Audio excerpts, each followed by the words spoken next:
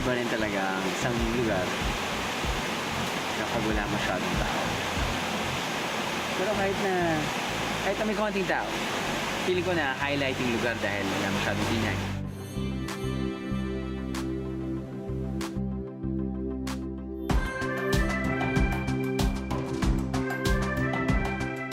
Ang ganda ba nun pagka dive mo, titingin ka sa taas, ang daming puno, narinig mo yung waterfalls, wala masyadong ingay. Ito yung tipong gusto mong puntahan, kung gusto mong mag-relax, gusto mong makalayo sa stressful city. Alam mo yung tipong gusto mo nang isara yung cellphone mo, wala ka ng laptop, wala ka ng iPad. Yung tipong ayaw makontak. Kasi ito na yon, this is the exact place that you wanna go to.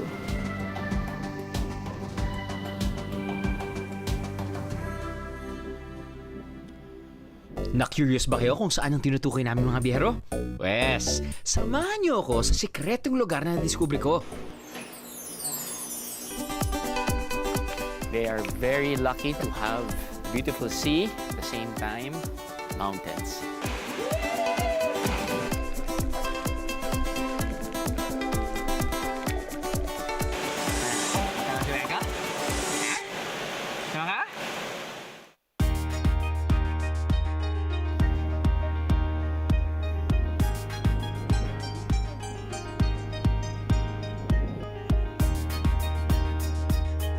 Dingalan Syndrome. Yan ang tawag ng locals sa animoy sakit na tumatama sa mga taong di mapigilang mabighani sa Dingalan, Aurora.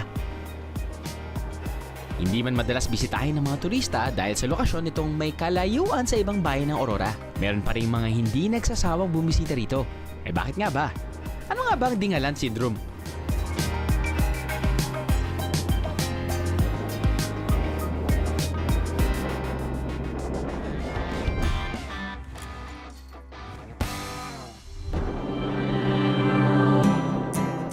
Dito sa Dingalan, maraming beses na akong bumalik.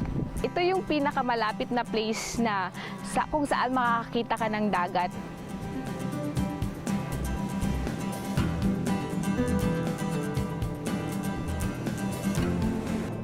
Ma-DS din kaya tayo, biyeros? Ika nga ng ibang biyeros, best of both worlds daw ang Dingalan dahil hindi lang ito para sa mga beach bum, kundi para rin sa mga hiker o mountaineer. Tama nga sila. Ang bayan ng Dingalan ay sakop ng eastern part ng bundok ng Sierra Madre at may 332-kilometer stretch of coastline naman ito na nakaharap sa Pacific Ocean. Kung ganito kaganda ang lugar na inyong pupuntahan, ano pang hinihintay nyo? But take a stop na! Or remember, take a pic or it didn't happen, mga biyahero.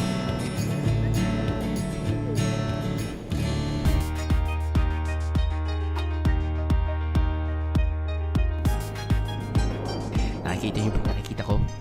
Uy, looks like an endless stretch of mountains, di ba? That's me, you, and the view is just perfect. From Tanawan Falls, maraming tao, maraming turista, actually mga locals din.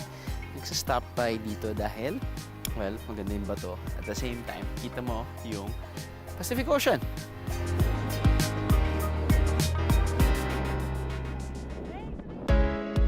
Ito ang Tanawan View Deck. Perfect para makita ang panoramic view ng buong Dingalan. Favorite stopover ito ng mga biyahero dahil accessible ito mula sa main road ng Dingalan. Pinapaligiran tayo ng Sierra Madre. That's why they are very lucky to have the beautiful sea, at the same time, mountains surrounding Dingalan. Love it. Eh, labas yun yung cellphone niya. Selfie na to.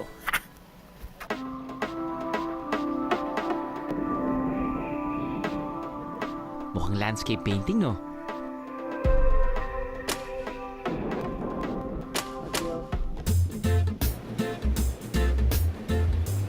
Ooh, we've seen the mountains. Now, let's go to the beach. Kapag sinabing dagat, isa ang Matawe Beach sa paboritong puntahan ng mga turista rito sa Dingalan, Aurora. Meron itong 400-meter long stretch of fine sand. And as they say, the best beach in life is free. Walang entrance fee rito, mga biyero. May enjoy mo na ang mga naglalakihang alon, hindi pa mabubutas ang iyong bulsa.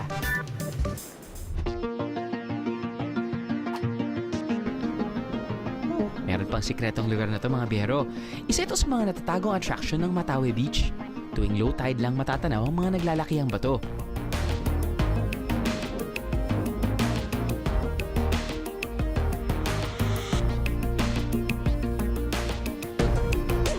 Low tide ngayon.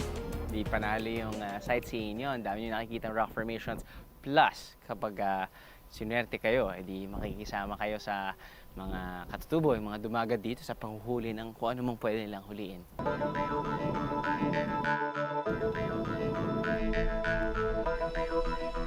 Pero bago mag-enjoy ng husto, may mabilis lang kaming paalala. Kapag umabot na ng high tide, na mabilis daw ay yung transition from low tide to high tide. Eto, syempre, papaligiran na ng tubig. At yung nakikita ko ngayon na bato sa likod ng camera, aabot dyan din yung tubig. At sinabi ng mga katutubo na sila naman kasi yung mga marunong dito, parating na po yung tubig. Kaya bumaba ka na dyan, Mr. Cameraman, at punta na tayo doon. Huy! Hala! Psst! Hoy!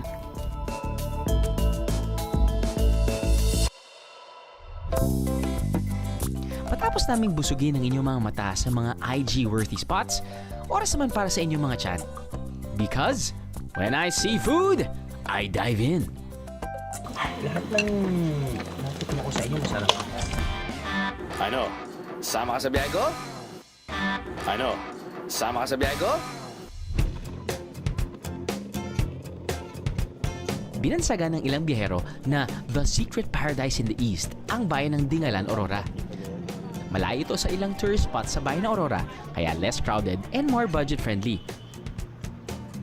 Ang mga tourist spots namin dito, so hindi po kayo mag-aalala sa entrance fee. Kung meron mang entrance fee, ito naman po ay very affordable dahil karamihan po dito ay very, very free.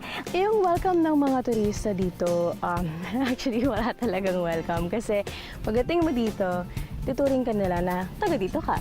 Walang maghahagel sa'yo. Yung mga tricycle mo, madali lang to go around. Bukod sa libreng entrance fee sa mga tourist attraction at murang pamasahe paikot sa bayan, may isa pang bagay na binabalik-balikan ng mga turista dito. Mas mura ang seafood kasi compare sa market talagang doble ang presyo niya. Mura talaga ang seafood dito and it's fresh kasi yun yung kabuhayan din ng mga local fisherman namin dito. So, dito lagi ang bagsakan all the time. So, maraming pupunta talaga dito. Minsan one day tour lang para lang makabili ng fresh seafood. Ang hipon namin ay nag-range lang po sa halagang 180 to 350. Ang lobster naman po ay naglalaro sa presyong 220 hanggang 800 pesos. Not bad, ah? Pwedeng-pwede.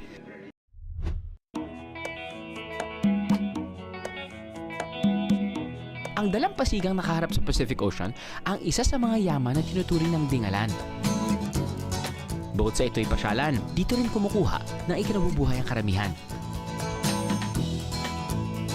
Kung gusto niyong mauna sa freshest catch of the day at maka-jackpot sa presyong pangkaibigan, tara na't mag-abang sa tabing dagat. Dito kasi makikita ang mga mangingisda na may bagong huli.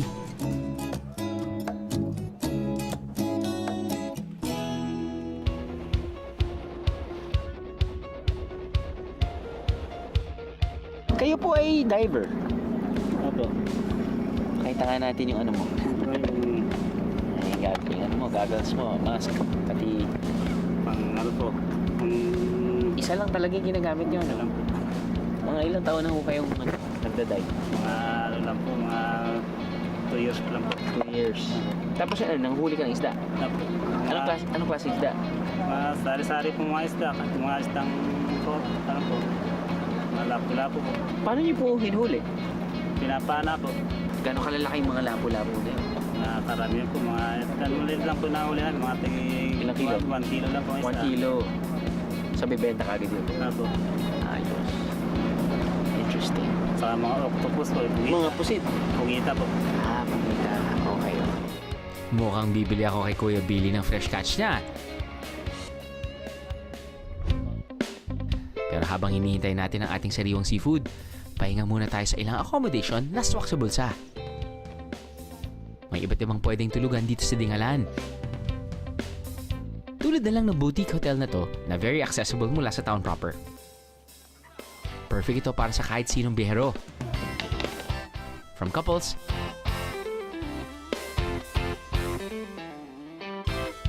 to big groups tulad namin. It's like home lang dito. Patapos ang matinding sisiran, eto na si Billy.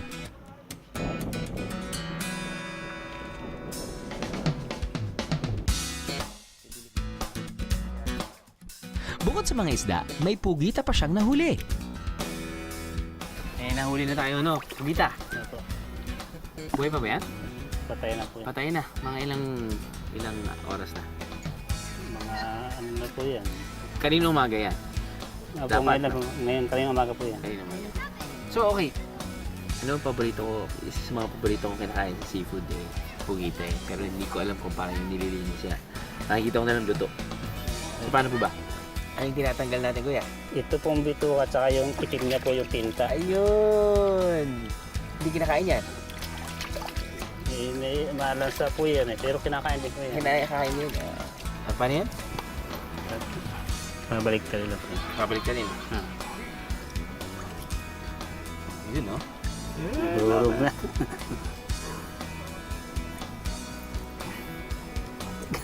Tama ba? Mali yata, ano? Dahil mali. Okay na po. Ayos na. Yun, tapos chop-chop na lang. Ilalaga na po yan. Ilaga muna. Ano po ilalaga? Bakit kailangan ilaga? Mahirap pong hiwain, chop-chopin pa. Pagkatapos linisin, excited na ako matikman itong pugita. Sing sariwa at sing lambot ng pusit. Pero mahusay ang nagluto ha. Approve! Inadobo at kinilaw. Ilan lang yan sa iba pang paraan ng pagluto ng pugita at isda rito sa Dingalan. Walang diet-diet guys, dahil mapapakain ka talaga sa sarap.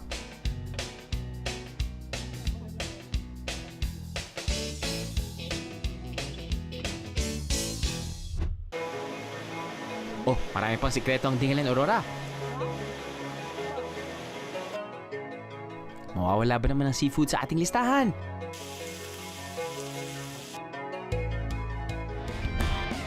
Ano? Sama ka sa biyahe ko? Ano? Sama ka sa biyahe ko?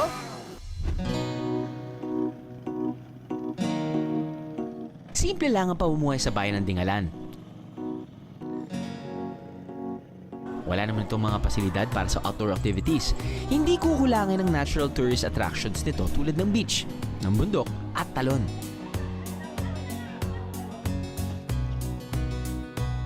Kung ano man ang hinahanap ng puso nyo, matatagpuan nyo yan dito sa Dingalan. Biyaherong hugot line right there.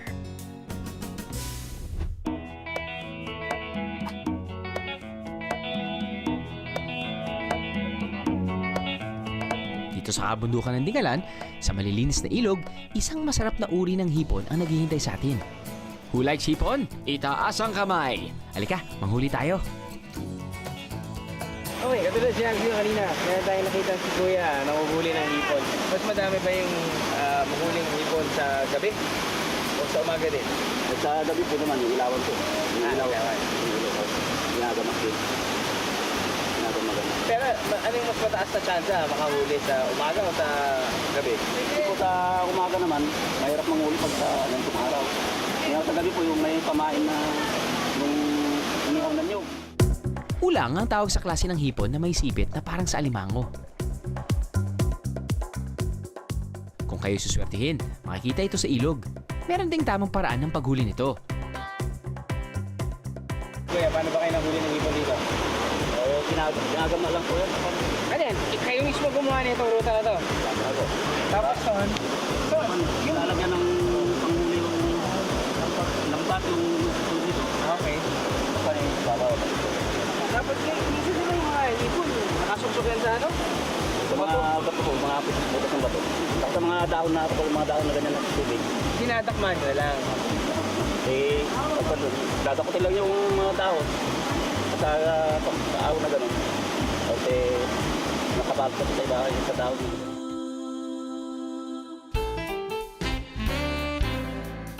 Yes! May pang-ulang na tayo sa kanin. Kanin pa more.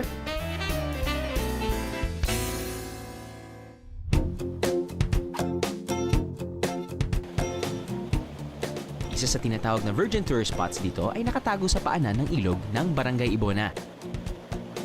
From Barangay proper, around 20 to 30 minutes nandoon na po kayo. May iba't ibang paraan para marating ito. Para sa mga cycling enthusiast kagaya ko, pwede magdala ng sariling bisikleta. May mga terrain na perfect pang workout.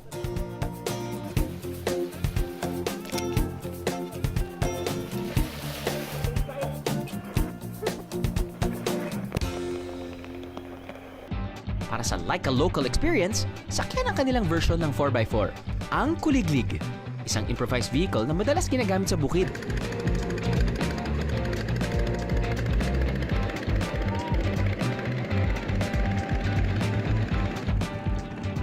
Pagkatapos ng 30 minutes sa Kuliglig, here we are!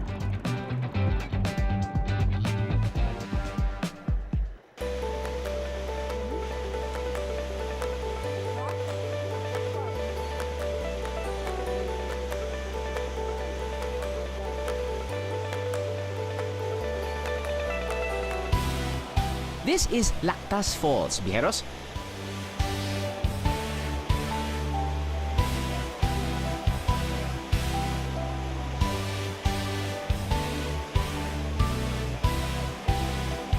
Ang falls na napapaligiran ng malalaking limestone.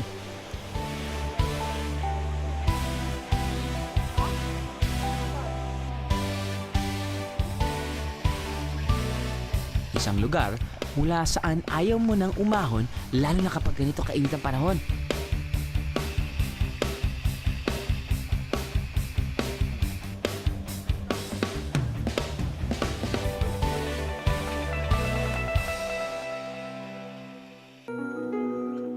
Isa sa mga pinagmamalaking ilog ng Dingalan ang Ibona River dahil sa linis at lamig ng tubig. Sa palagay ko, matutuwa ang buong pamilya rito. Pwede kasing mag-picnic at mag-swimming. Pero ako, magpapa-cool down muna ako guys ha. Para fresh and ready sa ating next activity.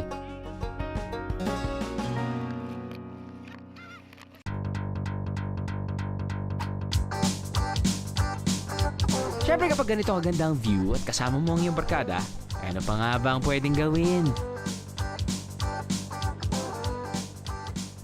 Boodle fight na to! Busog talaga ang ating tiyan dito sa Dingalan. Maraming pagkain ang swak sa ating panlasa at budget. Kain na. Kain po.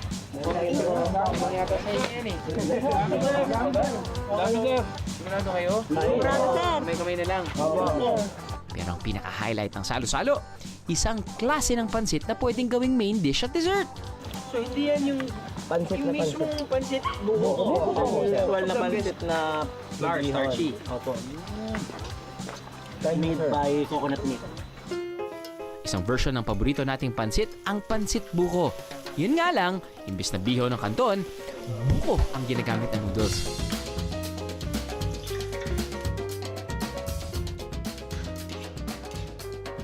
Pero bukod sa pansit, mawawala ba naman ang seafood sa ating listahan?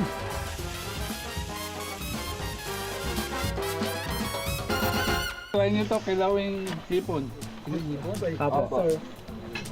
Yes, sir. Yes, sir. Ang galing yan. Tapos sa dagat ng matawid po. Dagat po. Akala ko tingin. Sarap. Tapos ito yung hipon na Hipon po. Hipon sa ilog. Apo. Yan yung hipon po. Yan po yung Gumagalaw pa. magala pa. Yan po yung nahuhuli dyan sa pinaliliguan namin. Try niyo po ito siya sa lobster. Sarap yun sir. Lahat ng natikin ako sa inyo masarap. Ang dami nilang hinanda. Nabusog na rin ako sa kwentuhan.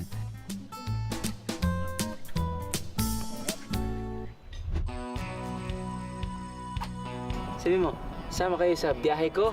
Go. Sabi mo, Kon. Go. Ang Dingalan ay salitang dumagat na ang ibig sabihin ay sa ilog ng Galan. Pinangalan daw ito ng mga dumagat dahil 15 ilog ang makikita sa paligid ng bahing ito. Ang mga dumagat ang katutubong unang nanirahan sa bayan ng Dingalan. Kulot ang buhok at maitim ang mga dumagat. So, dito tayo sa beach side ng Dingalan. Di ba katulad ng sinabi ko sa'yo na sobrang swerte sila dahil meron silang beach, meron silang bundok. What a great combination.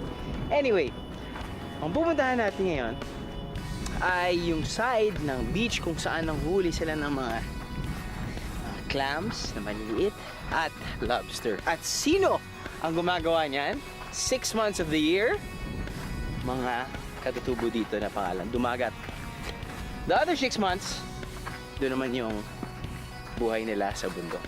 Kadalasang nakatira sa kabundukan ng mga dumagat, pero kung minsan bumababa sila para mangisda. At ang ganda lang kasi nilang tingnan dahil from afar, kita mo 'di ba, bato-bato, tapos blue yung dagat, sila ay naka bright red. At yun yung suot nila. Kita-kita, ang ganda. Parang merong camera eh. Ay pala yung camera niya. Ayos to.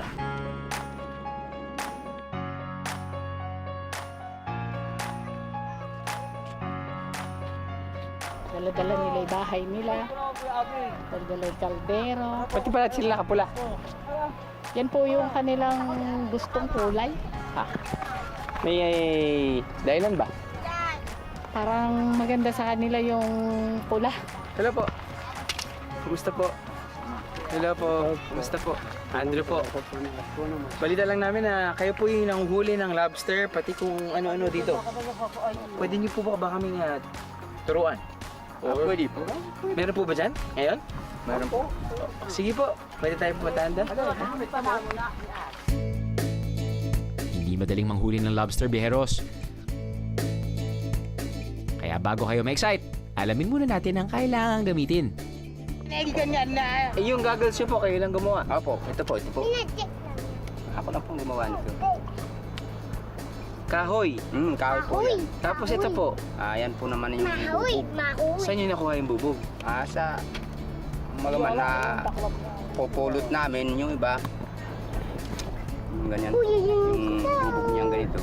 Yun po ang... Saan? Yung iba, nababasag ko siguro na tinatapon ng iba ay pinupulot.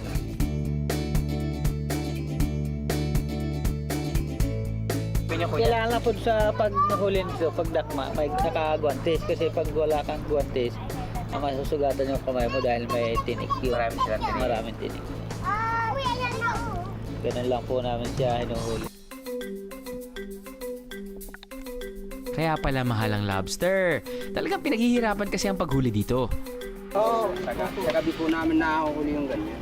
Talagang kasi doon sila buhay, doon sila lumalabas sa kanilang bato. Doon po sila kumukuha ng pagkain. So bukod sa lobster, ano pa po yung nahuhuli dyan? Mga isda po. Mga isda. Di ko man nasubukan manghuli, natutuwa akong makilala ang mga dumagat. Ang mga kwento at ngiti na ipinakita nila sa akin, ay nako, babaunin ko hanggang sa pag-uwi ko sa Maynila.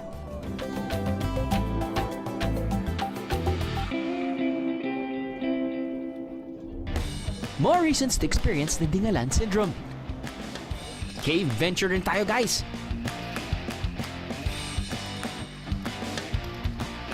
Medyo deep daw tong cave na to. At deeper it gets, the smaller the hole is, or the smaller the entrance or exit of the cave is. At hanapin ang secret pool na mala salamin sa linaw tubig.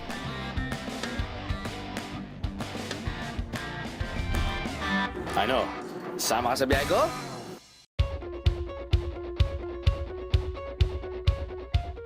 Ramdam na ramdam pa rin ang tag-init. Pero ang ilan nating biyahero, tinalo ang summer heat nang bisitahin natin ang Sorsogon. Isa sa mga highlight ng aming biyahe, ang pagkilala sa Gentle Giants of the Sea. Tulad ko, maraming namangha sa kanilang laki.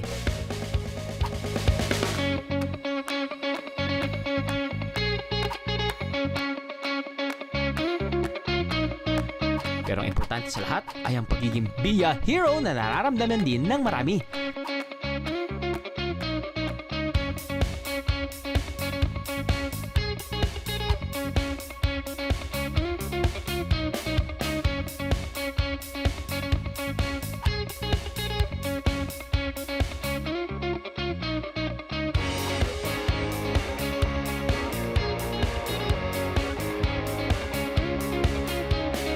Siyempre, hindi kompleto ang aming biyahe kung walang food venture.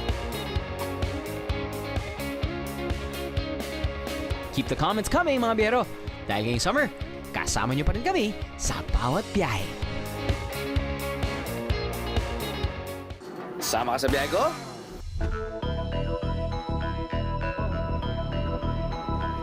Madilim ang loob. Malaki ang alon.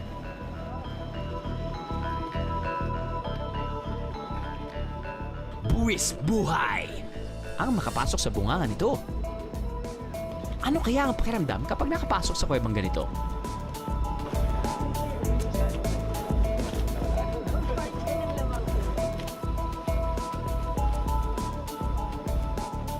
So yung nakikita natin ngayon ay isa sa mga madaming caves dito sa Lamong, no? Yan, openings, maraming cave openings ng Lamong. Tutundan nyo na lang mga dalawa. Okay. Kaya ang mangyayari, masyado malaki yung bangka natin dahil marami din yung tao. So, lilipat tayo sa isang maliit na bangka at papasukin natin yung kuweba.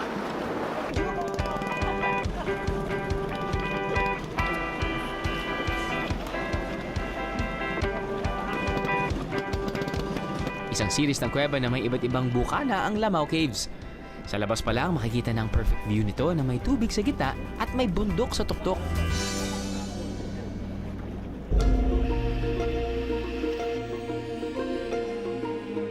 O bihero tip, kailangan ng body system sa pagpasok ng kuweba. Plus, dapat marunong kayong lumangoy kung susubukan yung silipin ito. For your safety rin yan mga bihero. So nakapasok tayo sa kuweba mga biyahero. At actually maliit na yung bangka na ginagamit natin ngayon pero medyo deep. Medyo deep to tong cave na to.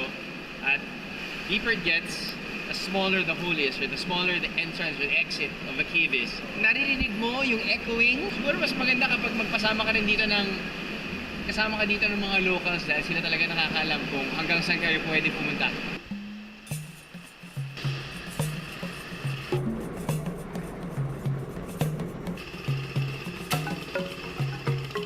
So pagpasok mo sa loob ng kuweba, medyo mahaba pa daw yun. The deeper you get, the smaller the opening of the cave will be. So kailangan pa ng mas maliit na bangka. But para sa akin, karoon ako ng konting surveying. It's not the safest to go. Kasi medyo malakas yung alon. This is the Pacific Ocean. At medyo open ocean na yan. Doon pwede ba dahil medyo tago. Pero pumapasok yung waves doon. At medyo naririnig mo yung lakas ng pagsalpak ng tubig sa walls, no? Yes, it's not the safest place to be. Plus, kasi meron na rin mga sea garbage, mga seaweeds na kung tawagin at yung mga bote-bote na din. So, if ever you get stuck sa ganon at wala kang kasama, that could pose as a threat. For that particular place, kailangan nyo ng kasama.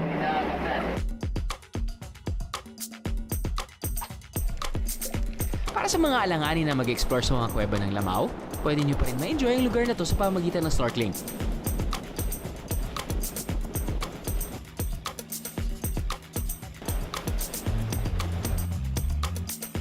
Sabi nga ng local tourism, samot-saring ang uri ng seafood dito at maganda pa ang underwater landscape.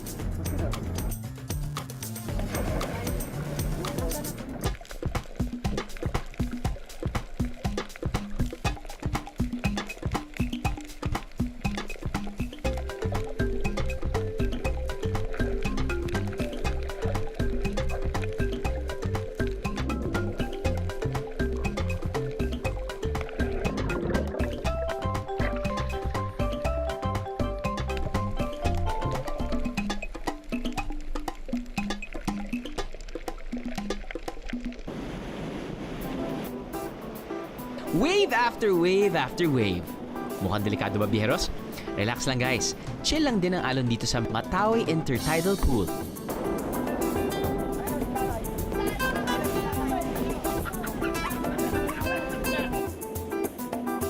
Another tourist spot sa bayan ng Dingalan kung saan pwede tayong maligo sa malinaw na tubig sa gitna ng mga alon. Akala nyo napaka-komplikado ng intertidal pool, no? Eh parang nasa jacuzzi lang. Oh, tingnan nyo to.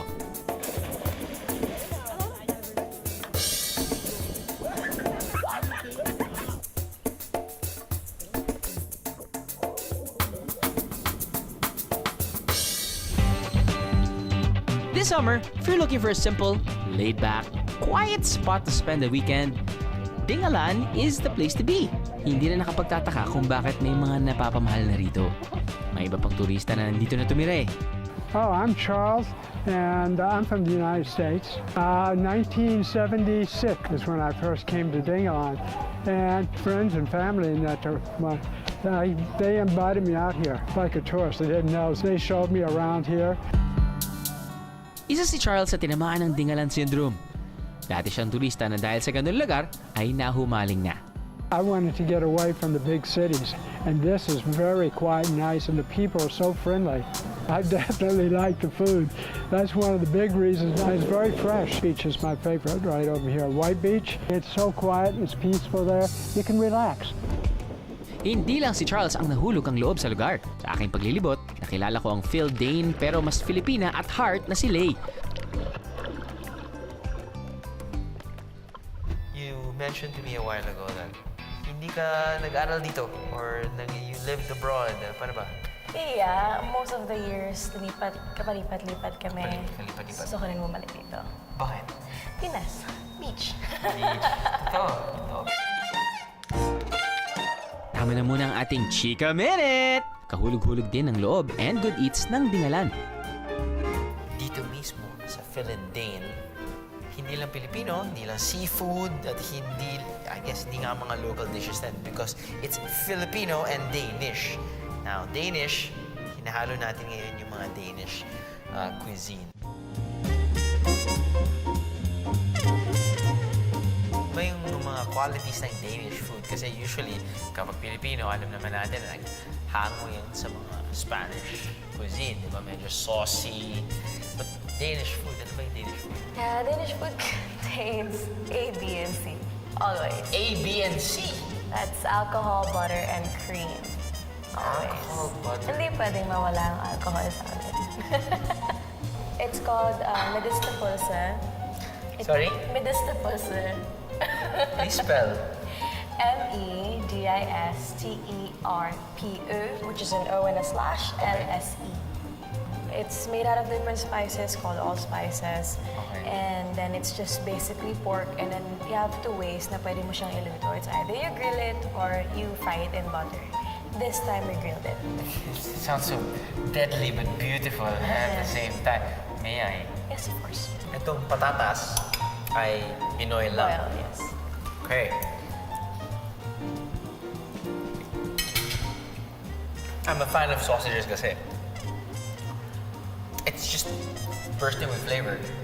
This type of sausage, it's not very salty. It's not very garlicky, not like vegan sausage. Okay nga siya with the gravy. It's so fatty.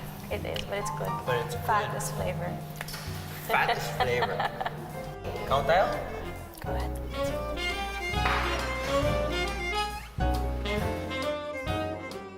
Le SPC.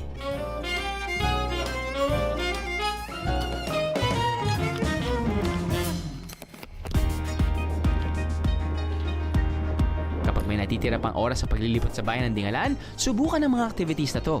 Pumunta sa kanilang port area. Dito may enjoy ang panunood sa dagat habang nalalanghap ang sariwang hangin na nagmumula sa dagat. Sa mga single and ready to mingle, well, meet the locals. Makipagkwentuhan sa kanila. Malay mo, isa sa kanila ang soulmate mo. Kung nais namang ma-achieve ang summer tan, punta na sa kanilang White Beach. Dito, malaya kang makakapag-sunbathing. But don't forget to wear sunscreen and don't forget to take a snap while sunbathing.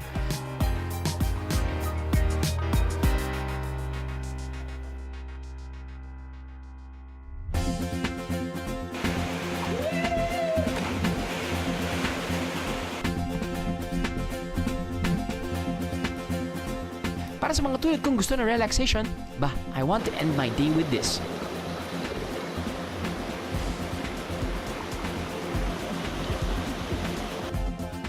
Swimming while admiring nature's beauty. Siyempre, hindi mawawala ang ganito.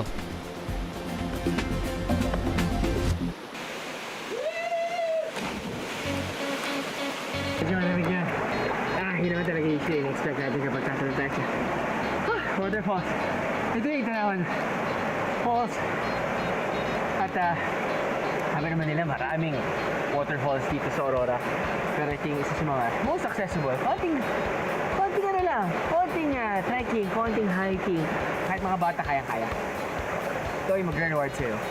And the jump, it's not very high. It's just like, I don't know, 12 to 15 feet. Very doable. Ano? Sama si Becca? Ha? Sama ka? May langgam eh. Ayun, sumama nga sa biyahe ko. And, tigas ng ulo mo.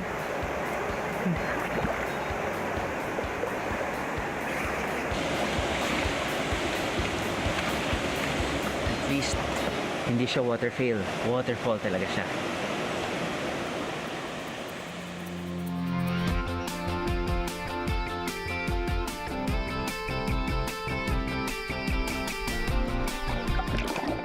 Ibang-iba rin talaga ang isang lugar kapag wala masyadong tao. Pero kahit na may konting tao, feeling ko na highlighting lugar dahil wala masyadong ingay, di ba? But itong waterfall na to specifically, it's not the biggest, di ba? It's not the deepest, it's not the clearest water, pero para sa akin, sakto dahil sakto lang yung pagtalon mo. Sakto naman yung tubig. Sakto yung lalim ng tubig. Pagka-dive mo, titigil ka sa taas. Daming puno. Narinig mo yung waterfalls. Wala masyadong ingay. So kahit saan ka talaga magpunta, kahit na napakasimple din yung pupuntahan mo, sometimes all you need is peace and quiet. Yun na yung biyahe mo. Kahit lumabas ka lang ng bahay mo. May mga lugar na talagang hindi madaling puntahan. Pero ika nga, no pain, no gain. Worth it ang 4 na oras na biyahe mula Maynila para marating ito. Tahimik ang lugar. It's like you have a town all to yourself.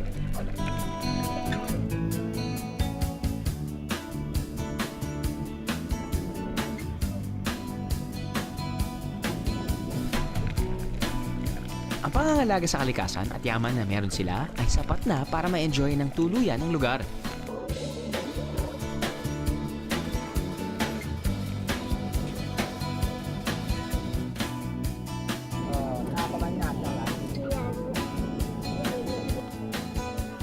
Bonus pa ang bukas na pagtanggap ng mga taga rito. Kung ganito ang pakiramdam na sinasabi nilang Dingalan Syndrome, mukhang tinamaan na yata ako.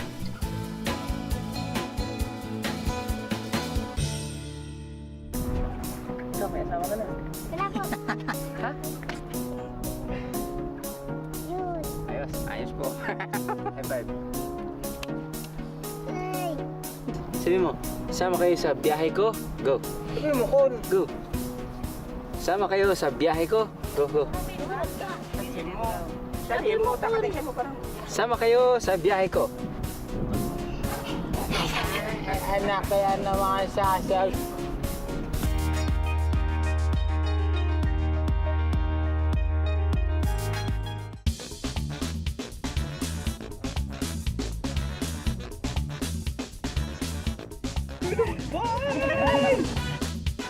Paminsan-minsan lang ako kumain nito pero sarap talaga nito.